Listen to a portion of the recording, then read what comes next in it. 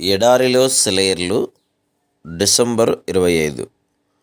ఆయనకు ఇమ్మానుయేలని పేరు పెట్టుదురు. ఇమ్మానుయేలని పేరునకు భాషాంతరమున దేవుడు మనకు తోడని అర్థం. మత్తయి సువార్త 1వ అధ్యాయము 22-23 వచనాలు. సమాధానకర్తయగు అధిపతి. యెషయా గ్రంథం 9:6. గాలిలో పాట మ్రోగింది, నింగిలో తార వెలిసింది, తల్లి ప్రార్థనలో పసికందు రోదన కనిపించింది. తార వెలుగులు చిమ్మింది, వెలుగు జీవులు గలమెత్తారు. బేత్లెహేములో పశుల పాక, రాజాది రాజు రాక. కొన్నేళ్ల క్రితం ఒక క్రిస్మస్ కార్డు చూశాను. దాని మీద క్రీస్తు పుట్టకపోయినట్టయితే అని రాస్తుంది. క్రీస్తు పలికిన మాటలే దాని ఆధారం. నేను రాకయున్నచో. ఆ కార్డు మీద ఒక పాస్టర్ గారు క్రిస్మస్ రోజున చిన్న కునుకు తీస్తూ క్రీస్తు రాకకి నోచుకొని ఈ లోకం గురించి కలగంటూ కనిపిస్తాడు. ఆ కలలో అతడు తన ఇంట్లో నుంచి చూస్తుంటే క్రిస్మస్ అలంకారాలు ఏమీ లేవు. రక్షించడానికి, ఆదరించడానికి, ఓదార్చడానికి క్రీస్తు లేడు. అతడు బయటికి వెళ్తే వీధిలో తల ఎత్తుకొని నిలబడి ఉన్న చర్చి గోపురం లేదు. అతడు తిరిగి వచ్చి తన గదిలో చూస్తే రక్షకుని గురించిన ప్రతి పుస్తకము మాయమైంది. తలుపు చప్పుడైతే వెళ్ళి తలుపు తీశాడు. ఒక పిల్లవాడు తన తల్లి మరణశయ్య మీద ఉందని వచ్చి చూడమని అన్నాడు.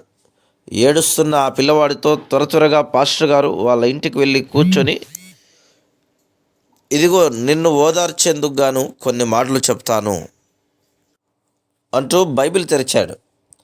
వాగ్దానాలు ఏమన్నా ఉన్నాయేమోనని చూస్తే బైబిల్లో మలాకీయే ఆఖరు పుస్తకం. సువార్తలు లేవు, రక్షణ లేదు, నిరీక్షణ లేదు. అతడు కూడా తన తల వంచి ఏడుస్తున్న వాళ్ళతో కలిసి ఏడవలసి వచ్చింది. ఆ తల్లి మరణించాక భూస్థాపన కార్యక్రమం కోసం వెళ్ళాడు పాస్టర్ గారు. ఆదరణ వాక్యమేమీ దొరకలేదు చెప్పడానికి. మహిమలోకి పునరుద్ధానం లేదు, తెరిచి ఉన్న ఆకాశం లేదు, మన్ను మంటిలో, బూడిదలో కలిసిపోవడమే. అదే ఆఖరి చూపు, శాశ్వతమైన ఎడబాటు. క్రీస్తు ఎన్నడూ రాలేదని గ్రహించి ఆ నిద్రలోనే ఏడుస్తూ ఉంటాడు.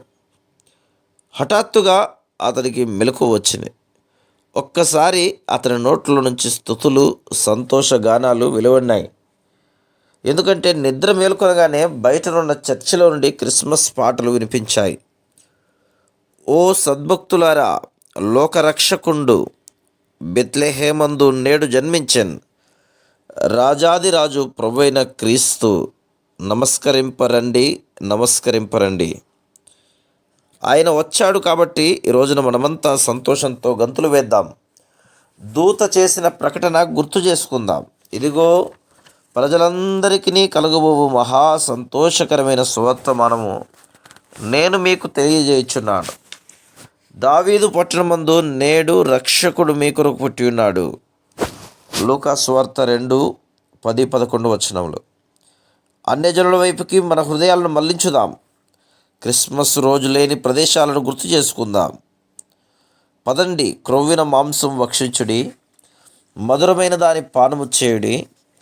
ఇదివరకు తమ కొరకు ఏమీ సిద్ధము చేసి కొనని వారికి వంతులు పంపించుడి. నెహెమ్యా గ్రంథం 8:10 వచనం. Praise the lord.